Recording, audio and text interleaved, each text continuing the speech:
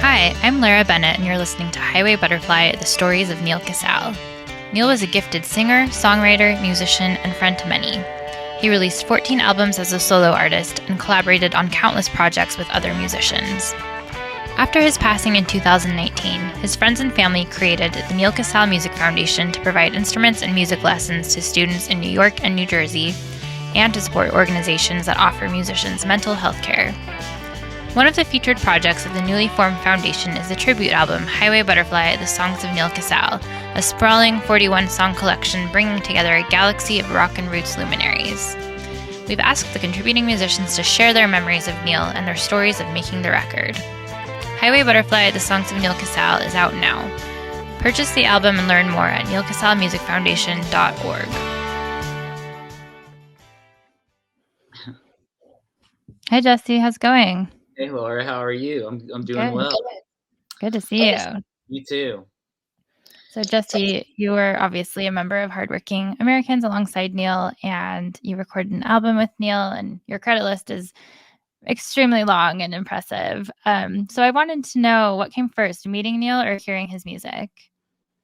Hearing his music came first, and then meeting him after. So it's kind of very cool in that way, just because I was a fan of his and early on, and then so to meet him first of all, and then to end up playing in a band with him was really pretty unusual and magical and cool, you know. Yeah, that's really special. So, tell me more about hearing his music and how you became a fan. I heard his music through my dad, because at the time I was in middle school and I was really starting to dive into guitar, electric guitar more, and I was listening to a lot more sort of Southern rock and those, Allman Brothers and all that, all the good classic rock stuff, and my dad has always been a big music lover and collector of music, and he brought Neal's first record to me and was like, I think you'd really like this guy. He reminds me of a lot of the stuff you're listening to. And so that was sort of my introduction to Neal's music. And then, from that point on, I got into his other records and stuff.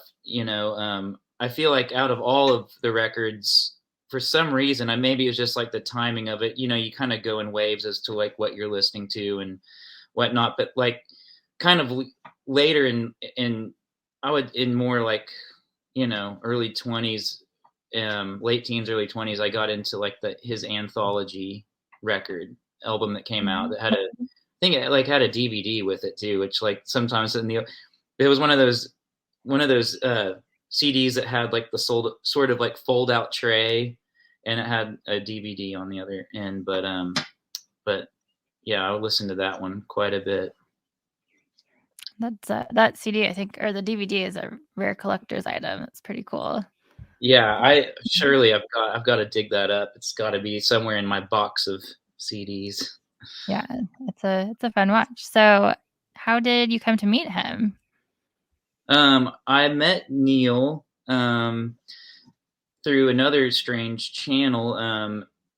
I back like during the time of the early beginnings of social media with MySpace.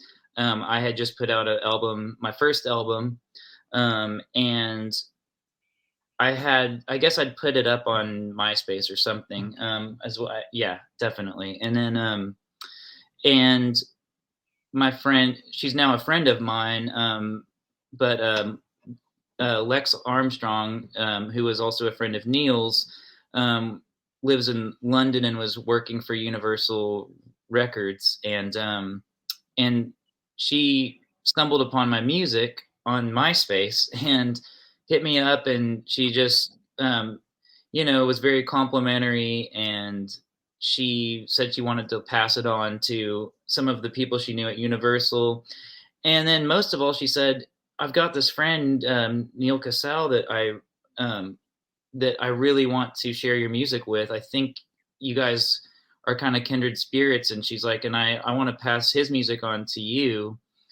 And I told her right at that point, I'm like, "Well, I'm like, I already have his music. I know who Neal is. I'm a fan." And so she's like, "Well, I'll pass yours on to him." And so she did, and I ended up getting a an email from him, or it was a MySpace message. I can't remember, but exactly. But he sent me a message and just was like, "Jesse, like, man, Lex sent me your record and it's great. Like, this is really good stuff, you know." And gave me a bunch of compliments as well. And, you know, I was just starting out, just made my first record. And I was pretty insecure about a lot of things musically. And he really, just hearing him say that meant the world to me, and somebody that I looked up to. Um, and so it just really meant the world to me, to get a letter like that. And he said, you know, like, "Man, it would be great to make some music together sometime." And of course I wrote him back and thanked him and said, "Yeah, I'd love that. That would be so cool." You know, and that was about as far as it went. And we didn't talk for years after. You know, I'm not the best. You know, I didn't bug him or anything. And so some years kind of went by, and I mean, a good chunk of time. I don't know, it was probably 5 years or something. And and then he was coming through town with the Cardinals, and I guess just somehow remembered that I lived in Tulsa and hit me up out of the blue. It's like, "Jesse, what are you doing? I'm going to be in town early.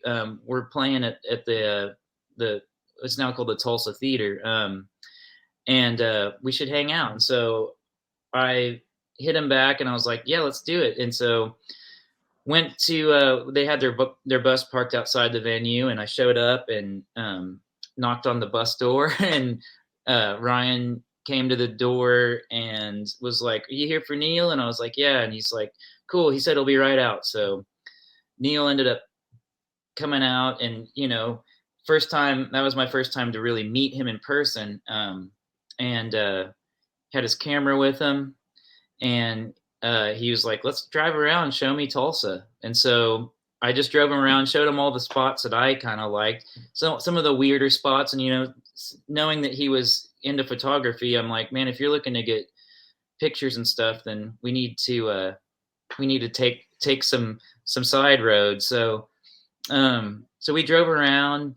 We just talked music and art and talked Tulsa. And he's really interested in like the Tulsa music history. He was into a lot of the music that came out of here. And and so we did that, and then ended up talking about our love for folk and British folk and for vinyl. And I was in my early days of collecting records, so I had a decent collection, but it wasn't near what it is now.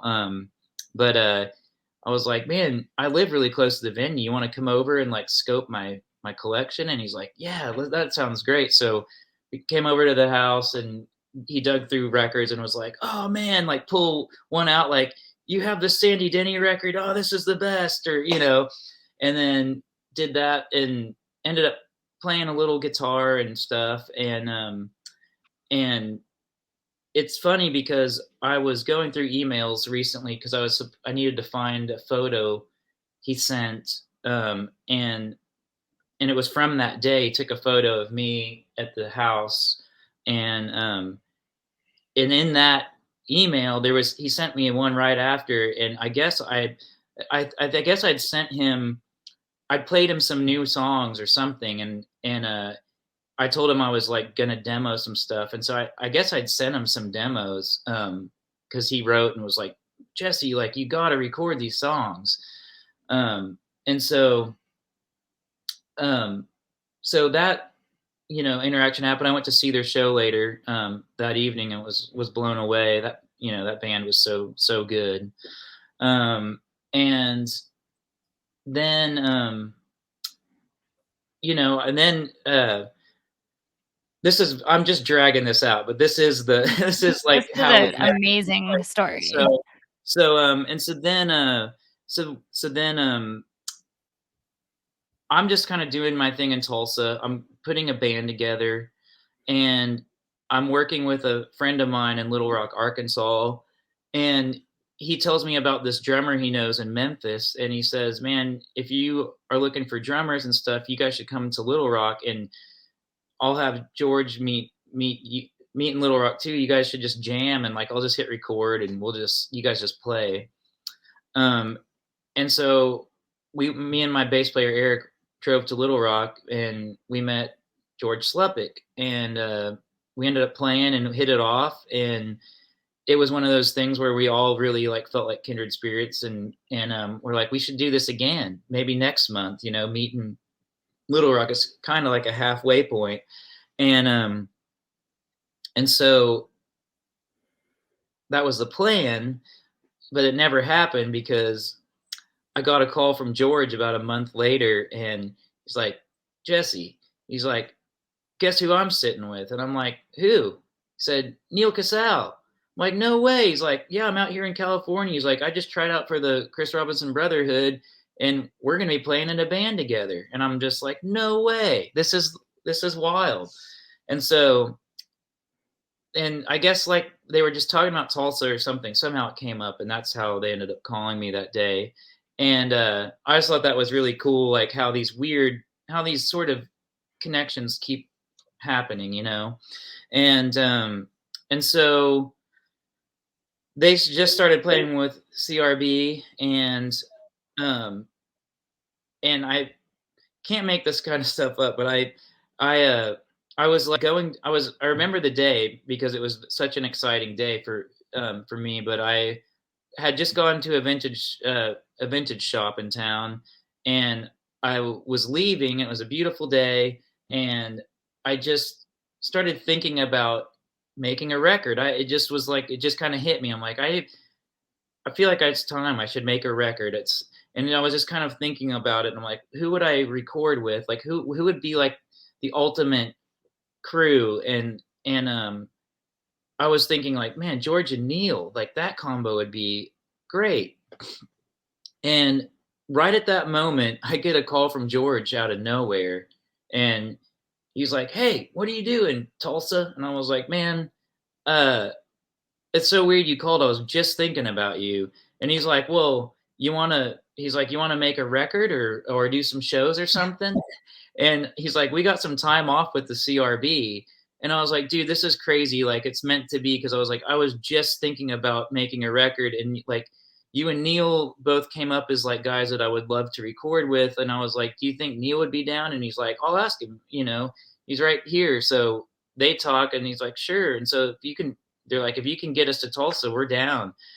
So so that's when I just said I got fired up, and I just started making calls. I'm like, they were like, where could we record? And at the time, Leon Russell's old studio, the church studio in Tulsa, had been kind of sitting there unused.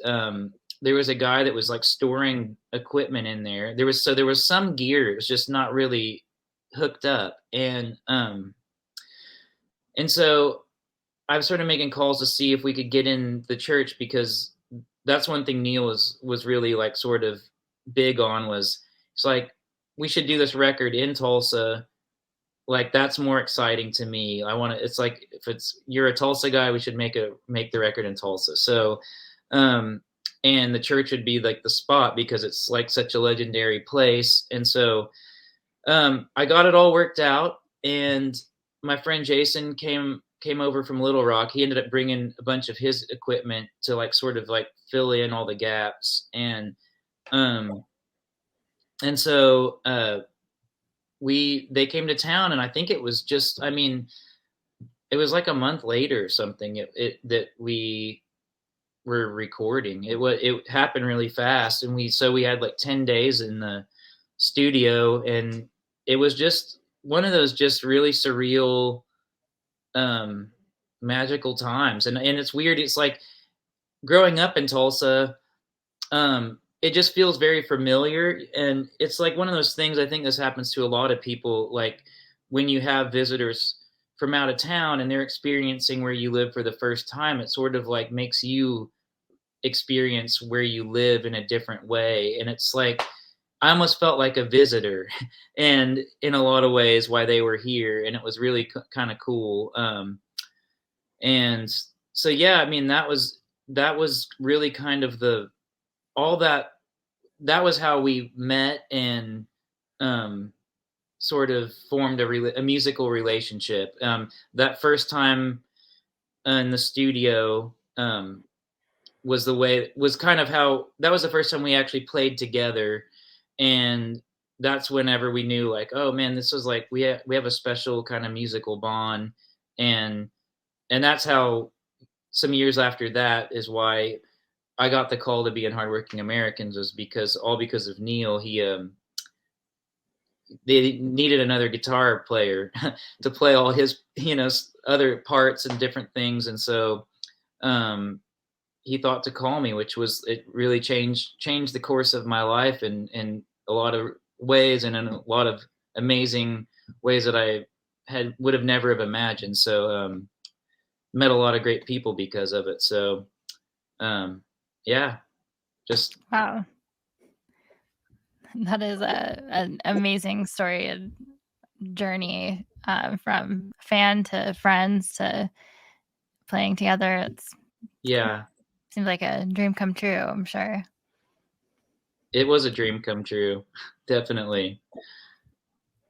So, Jesse, you played Neal's song "The Losing End" again from his 2009 album "Roots and Wings" at the memorial show at the Capitol, and then you recorded it for "Highway Butterfly." So, I wanted to take a quick second to have a listen to a clip.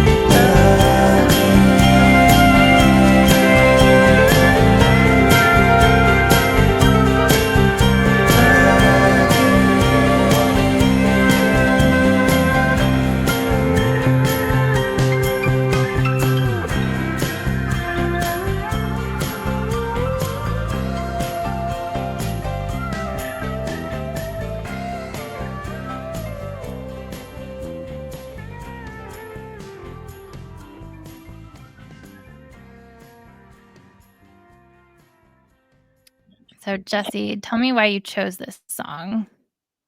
Well, I had a handful of songs that I was considering doing, and I think now it's like it's been a while, so I'm trying to remember kind of exactly how that happened. But I think that was one of the songs, and I just, since there was a lot of musicians involved in this, cutting songs. Um, I ran it by Gary, and who is Neal's manager, and kind of the head of who's making this happen currently. But it's but he was like, you should do the losing end. That this one, he's like, I think you should do this one. So it was just sort of a no brainer for me, and I've always loved that song, and it worked. Like when I was going over stuff and like at home, and of course you can change keys to fit, which is what I did with that, for to fit my vocal range. But it just felt like something, when you're covering somebody's material, you want to do it justice and still make it feel like your own in a way. And that one just kind of felt very natural in that way. So it made sense. And having done it at, in New York at the benefit, it was, it just seemed like the right thing to do. Yeah, well, it's a really beautiful, expansive version. What ideas about it did you bring to the recording session? Well, I guess just like kind of when we all got in the room together, I always like songs to kind of like bubble up. And I think the main thing was just like really kind of spacing out the intro and like setting a sort of vibe, to sit in for a minute before the song comes in. And that was really, I didn't want to change that song up too much because its structure is great, and it has all those pop elements that Neal was so good at, and so I didn't want to like distract from that too much. But I thought that, it seems like something that he would have done, but the way that it kind of started, so it wasn't far fetched. I kind of, in a weird way, was thinking like, if Neal was going to re-record this song, like what would he do? And it's like he would just take his time getting into this, and so it just naturally all kind of fell into place. It wasn't even really something that we talked much about. It was just like, let's just sort of like get into this thing a little bit, and then and that was the main, I guess, the main change in the tune as far as arrangement goes.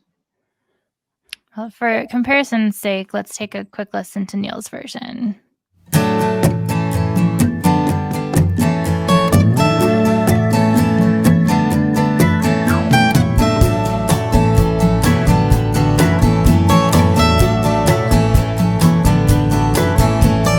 Tell me all your secrets tonight. Meet me on the corner at 9. It's a hard way to fall, and such a long way down. I wonder when I see you again, if you'll even feel like a friend. It's the wrong name to call, and such an easy way out. Put my money down on the table.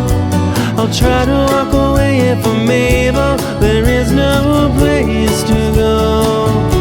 What more do you need to know? 'Cause we're on the losing end again.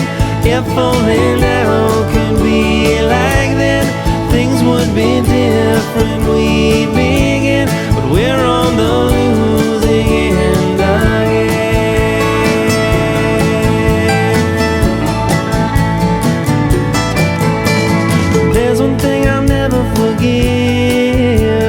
Tell me that it's no way to live with my back to the wall.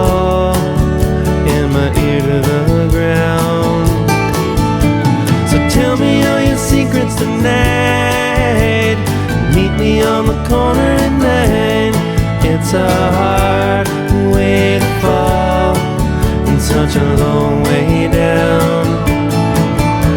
You put your money down on the table. Go ahead and walk away if you're able. There is no place to go. What more do you need to know? We're on the losing end again. If only now could be like then, things would be different, we'd begin. But we're on the losing end again. We're on the losing end again. We're on the losing end again.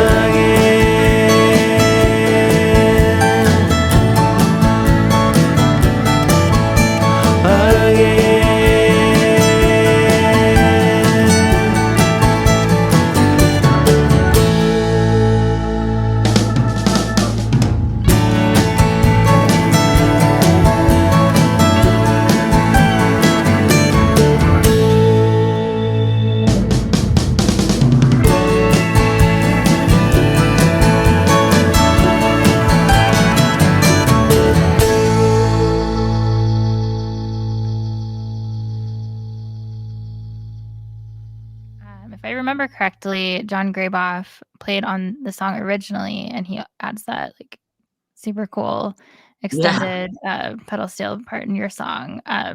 Do you remember who else contributed to your version? Yeah. So it was Dave Schools was on bass, and so that was really special just to get back in a musical situation with him. And then Adam McDougall played a beautiful piano part in B3, and Tony Leone on drums, making the magic. And then Aaron Lee Tasden was there because we'd cut his Neal song, and so he was hanging out that day, so it made sense to have him play guitar, and Graboff. So that was the crew, and then Lauren Barth sang background vocals on it. So it was a really solid crew. Yeah, it's a great crew, and that was Yeah. pretty early on in the sessions, right? Like right around the beginning. It was like, I think the second wave. It was the second chapter of it, kind of, I guess, if you look at it that way. There was an earlier session that I wasn't out there for, and then this was the second one, and it was a very weird time because when I had been in New York like just a couple weeks before, I believe, um, and then I flew right out to LA to do that session, and it's like at that time it was like right when the first case of COVID had like hit in the U.S., and everyone was still kind of like wondering what this thing was, and so once I got out to LA, I mean, it was full on. Like, just things were going, it was going crazy, and everyone was just in a weird, I mean, it was, it was a strange experience because it's like I'm so glad in a way that we were all there together, because it was kind of this like weird, scary time right when it first hit, and everyone's sort of unsure, is like, what's the future hold? What is all this? And it's like, in a way, we had this refuge because we're all like gathered, this like really amazing group of people are all gathered in this space together, and we're all like there, honoring our friend, and like throughout all this like craziness that's going on out in the outside world, we're all in this space making music and doing something beautiful together. And so it was really just like a strange time to be there. And I remember the session actually got cut short slightly because of it, because there were other artists that were supposed to fly in, that just couldn't get there. And so while I was there, we did a bunch. I mean, Marcus King came in, and Krasno and Aaron Lee. Um, there was I'd have to think about that. There was a good chunk of folks that came through while I was there, but um, it was a trip because once it got cut short, I was like, I probably need to get out of here too. Or else, like, I mean, flights were getting canceled, things were getting weird, and that was the weirdest sight um, going through Hollywood and like all of like the heart of LA on the way to the airport, and just not seeing a soul on the streets or a car. I mean, it was just deserted. And then getting to the airport, which is usually like a crazy busy airport, and there was just like 10 people in the security line, and then getting on an airplane and like it circling kind of back around over the city and looking down and just seeing empty beaches, no cars, no people. It was this very surreal scene, you know. Yeah. Yeah, uh, that's bizarre. I just remember that I saw you play with Farmer Dave and Wizards of the West, like, literally the night before, that's Los right. Angeles, like, shut down, and I'm glad, yeah, that everyone was safe and got out of there okay. Yeah, yeah, Why that was a fun night. That I'm glad we had that because that was probably the last night we all played a live show for a yeah. while. Yeah, that was a necessary last hurrah. Yeah, Well, I'm glad, it sounds like you were there for, in the nick of time, and you got to, record your song at Pliers, before things got out of hand. So that's pretty great, and that you were able to record on all those other great songs too. yeah, yeah. It was really something that I felt fortunate to be part of. I mean, it's unfortunate the events that brought us all together, but that's how life is sometimes, and so try to make something at least beautiful and meaningful out of something that tragic, so. Totally. So, Jesse, do you have any tour stories of being on the road with Neal? Anything funny or interesting that comes to mind? um well, Neal was always like the sort of light um light in the band, like anytime he's one of those guys that like anytime he walked on the bus, he lit it up. I mean, he just had that presence to where it's like Neal's here. It's like just like he's like the brother that you always that it just I don't he just lifted things, and it's just like a gift. I don't know. It's just the way he was. And so I mean, we were always cracking up with Neal, and it's like um Dwayne and him and I really kind of had a tight bond. We were just super into Neal kind of got us into it. I mean, and everybody really was, but we had these inside jokes and stuff because it's like when you're just like on a bus that long hanging out, it just happens. But he turned us on to Tim and Eric's stuff. He was obsessed with it, and so like every morning, it's like you know sometimes I would just hear like a weird Tim and Eric skit like from outside my bunk curtain, and like I would like slowly pull the curtain back, and like Neal would just be like standing there holding his phone up there, and just like we just start cracking up. And so we had this whole like ongoing thing with obsession with Tim and Eric, and but one of the nights that I really just I don't know, it just sticks out to me, and I hold it dearly because it just felt it's one of those nights that just feels like you're a kid again. And we had finished a show, and we were all hanging out on the bus, and it was going to be parked wherever we were for a while before it actually took off. And the Led Zeppelin was currently putting out like all their new putting out all the like remastered records that sounded really great, and we were all like kind of wanting to hear what they sounded like and listen to them all. And so we were just talking about it, and we, a lot of times we would listen to music on the bus. It was a very, it was something that happened very often. But this night we were like, let's listen to the Zeppelin masters. And it turned in from like listening to one record to like, let's just listen to the whole catalog of Zeppelin records front to back. And so we're up there and just, we're all getting into it so much. And Neal especially is like bringing it out, because it's like, he would just jump up when like it would kick into like a guitar solo and just like start air guitar playing along and singing along. And so then next thing we know, we're all kind of like doing that in a way. And it's just like, it was very just childlike and playful. And we were just cracking up and having such a good time diving into these records and just like going deep into them and just getting super wound up. And I don't know.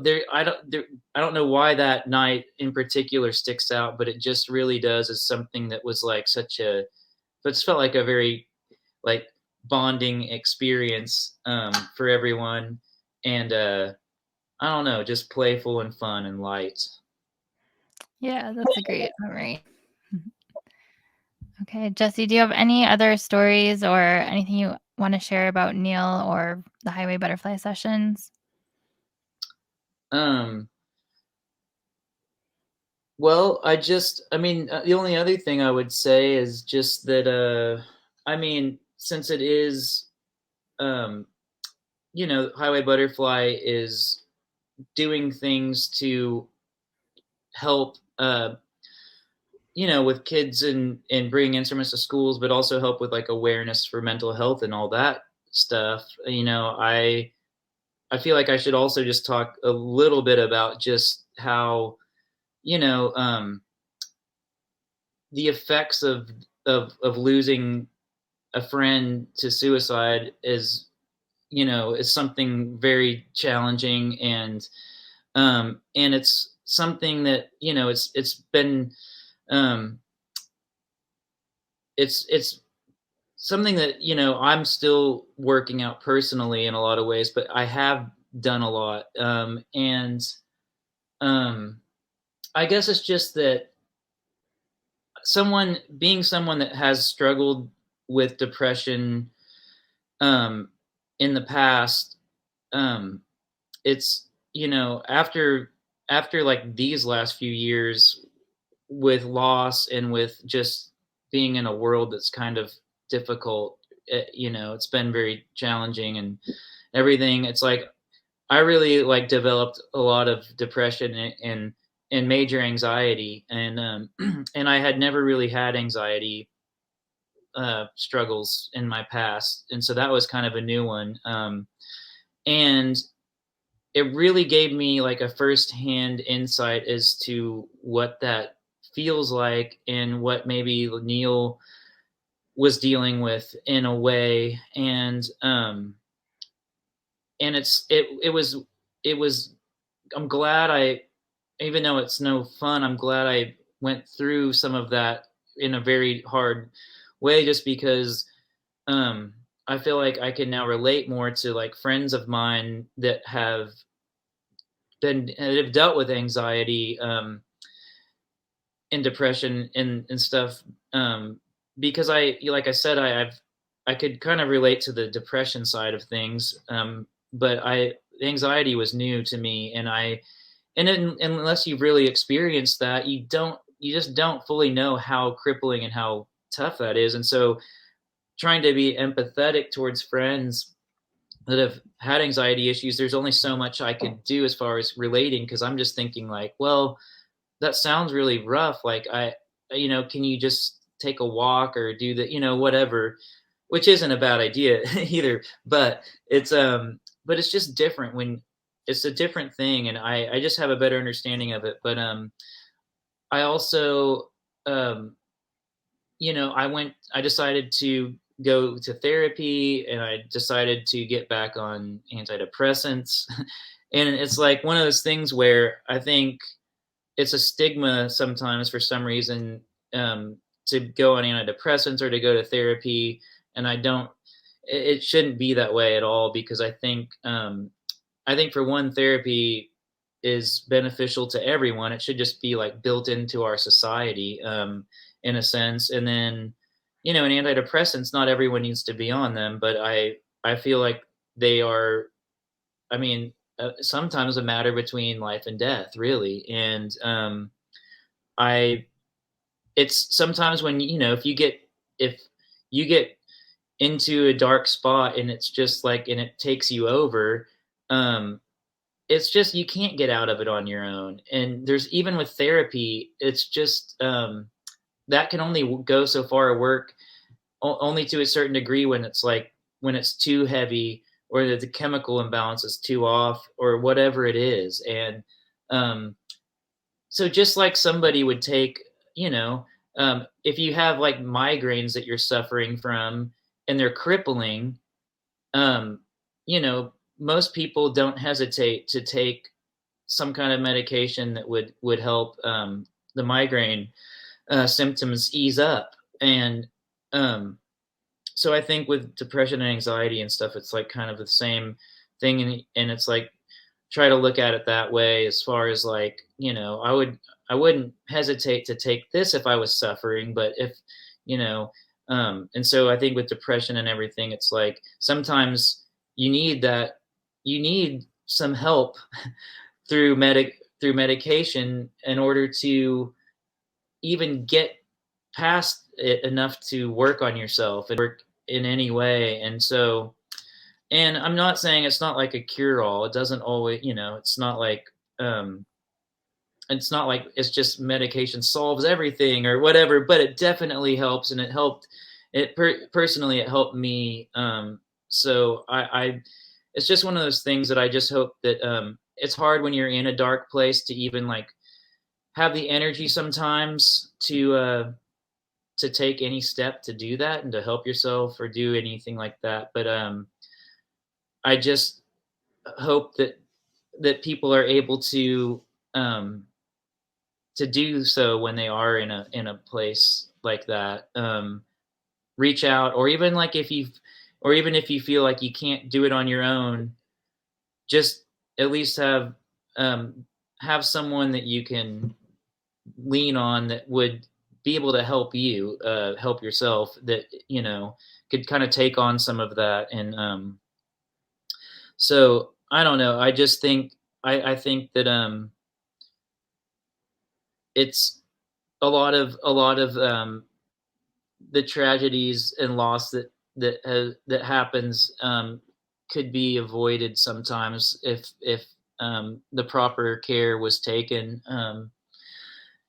So I just hope that is something that becomes more of just a accepted, thing in this country. Yeah. Well, thank you for sharing it. Really. Yeah. Yeah, absolutely. Well, I appreciate you sharing that. And I think just as we open up and are, honest about our vulnerabilities, like that's how we destigmatize this. And everyone, has struggles more or less. So if we're able to talk about them, that's just going to like increase the conversations around it, and hopefully, make it easier. And when you're in that dark space, able to like realize that other people have gone through this and they've been able to talk about it and get help, and that means you can too. So that's a really big part of that process. So thank you. Yeah. All right, Jesse, anything else you want to share? Just peace and love. All right. Well, I'm glad to hear that you're taking care of yourself. Yeah, keep on doing it. Will do. It's very good to talk with you, Laura. You too. This podcast is brought to you by Backline, the music industry's mental health and wellness resource hub. Launched in 2019, Backline gives artists, crews, and their families quick and easy access to mental health and wellness resources. Backline provides individuals with case management and offers virtual support groups as well as yoga, meditation, and breath work. To donate, Learn more or get in touch for personalized care, visit backline.care. That's BACKLINE.CARE.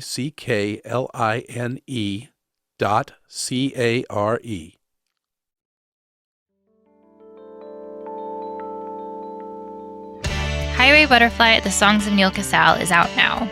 Purchase the album and learn more at nealcasalmusicfoundation.org.